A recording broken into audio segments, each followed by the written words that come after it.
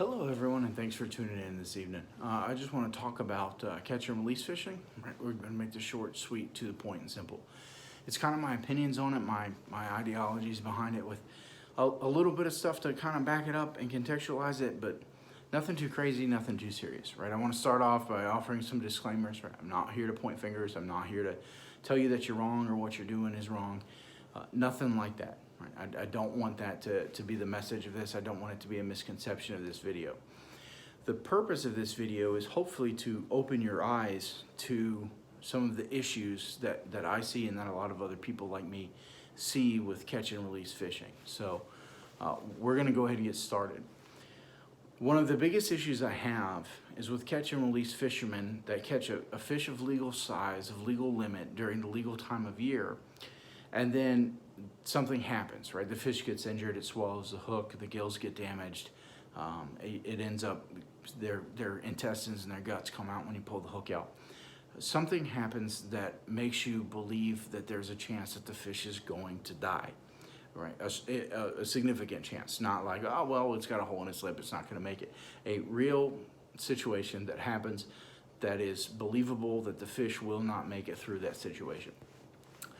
With catch and release, what I have an issue with are a lot of people throw those fish back. They reel them in, they catch them, and then they bring them in, and something happens along the process that makes you believe that that fish is going to pass away, and then they throw it back. For me, that's wasting a game animal, right? You have taken a life for recreation and sport, but that life is not used to sustain another life. Now, I'm not saying, all avid outdoorsmen need to fish solely for sustenance. They need to fish solely for food.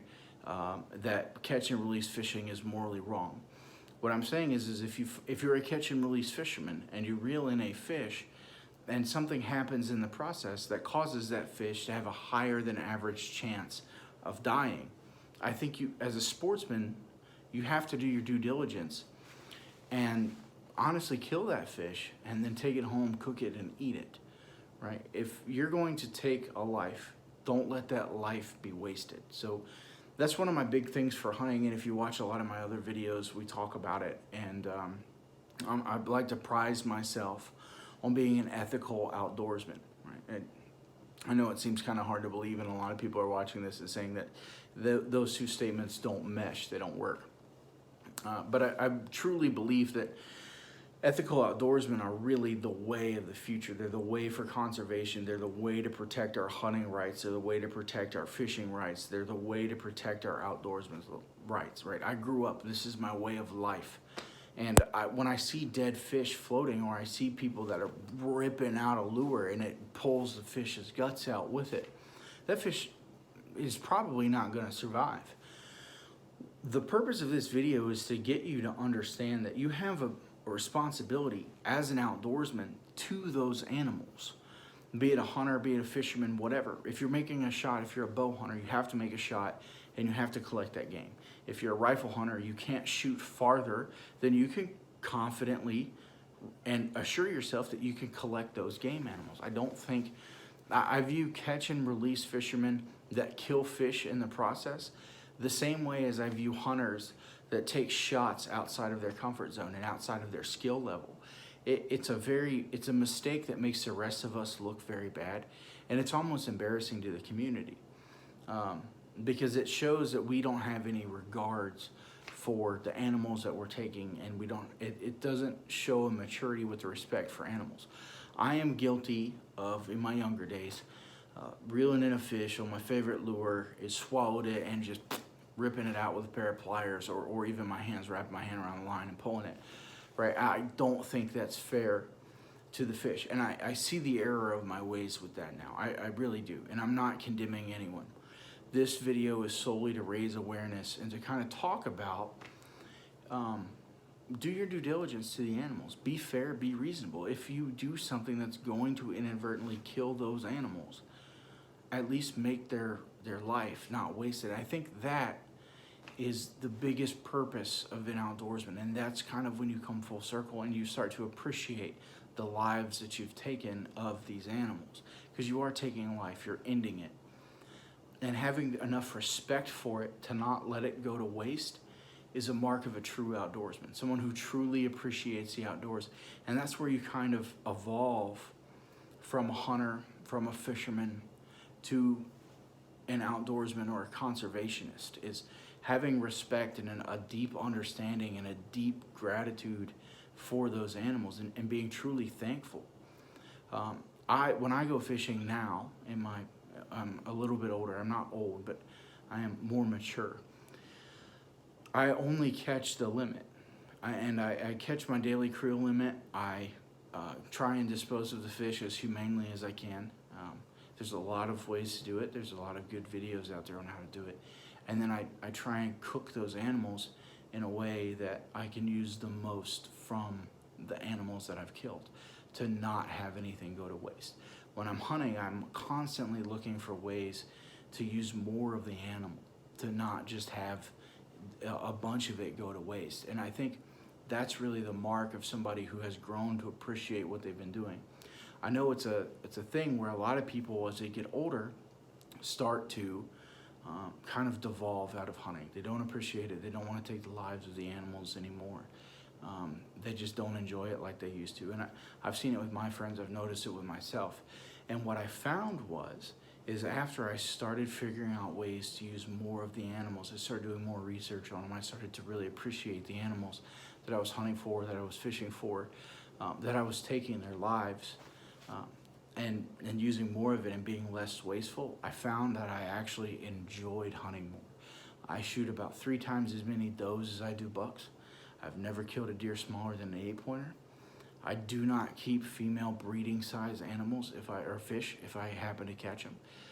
And for most of the fish, unless the only caveat is unless I know it's going to die. If I know that because of an error of my choosing of bait, or my choosing of lure, or my choosing of hook, or even just the fish hit it harder than I thought they would, and I'm not going to be able to release that animal or that fish without causing it to lose its life, I will kill that animal, bring it home, and cook it for dinner. And I've even escalated to a point where I don't even fish unless I'm fishing for dinner. And I'm not telling everybody to do that, because it's an unreasonable thing. A lot of people, they really enjoy fishing, but they enjoy catching and release fishing. I strongly encourage you, right, trust but verify, I strongly encourage you to look up the probability of, if you catch a fish and release it, what is the probability of that animal surviving? When I looked that information up, I'm not going to divulge any of it, it's kind of when I shifted my rudder and started being a sustainment fisherman, right? I go out, I catch my creel limit, or whatever I can eat for dinner, whichever one is less. I come home, I fillet those animals, or I brine them, or however I'm going to cook them, and then they are my dinner that night.